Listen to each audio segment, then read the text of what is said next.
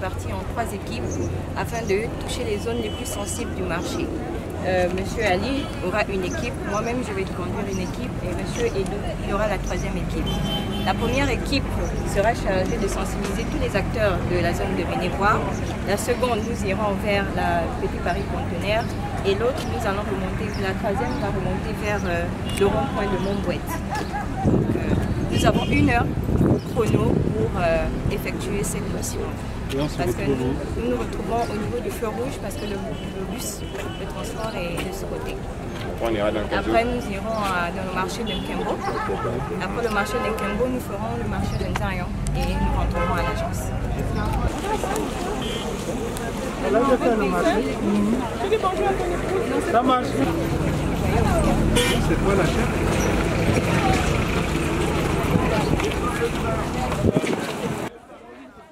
Allez, ouais, mais là, c'est ça.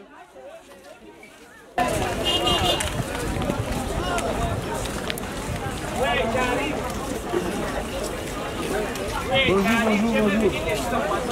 Ça va? Vous connaissez la Gaza? Quand tu regardes ici, est-ce qu'il y a des risques dans la manière dont la maman... Non. Mais l'idéal, c'est de conserver les fruits, de les mettre un petit peu en hauteur et éviter de le mettre à même le sol. Parce qu'à même le sol comme ça, nous quand on marche, il y a des poussières qui se déposent. Quand les voitures circulent, il y a des poussières qui se déposent. Or, le gombo là, on le découpe, on le met directement dans la marmite et c'est pas bon. D'accord? L'idéal, c'est de mettre en hauteur vos fruits et de le mettre dans les caisses pour mieux les protéger contre la poussière. D'accord? Ainsi que votre piment. Voilà. On va enlever tout ça, c'est des boutons. D'accord? On va repasser. Et puis il ne faut pas vendre la même leçon. Tout ce qui concerne les produits, comme les tomates, vous voyez ces piquants-là, ça c'est ce qu'on appelle les maladies des tomates. Vous voyez ça, on appelle ça le botrytis. Donc ce sont les maladies qui touchent la tomate. La maladie va contaminer l'enfant. Tout ce qui n'est pas bon, vous devez écarter ça en laisser ça en état. Donc quand vous avez mélangé comme ça, voilà, ça c'est pourri. 2 jours en contact, ça va contaminer le produit. Et quand les personnes vont manger, ils vont faire ce qu'on appelle des diarrhées. Donc ça c'est pas bon. Donc pour les retirer, c'est vraiment nous sommes là pour faire la sensibilisation pour la journée internationale de la sécurité sanitaire de l'Union. Mais de ce que je vois déjà de prime abord, vous êtes à féliciter. À féliciter parce que premièrement, vous n'avez pas vendu les choses à même le sol, vous ne les exposez pas à même le sol. Deuxièmement, vous avez fait de jolis paquets, vous avez certains suspendus et d'autres sont dans un endroit surélevé.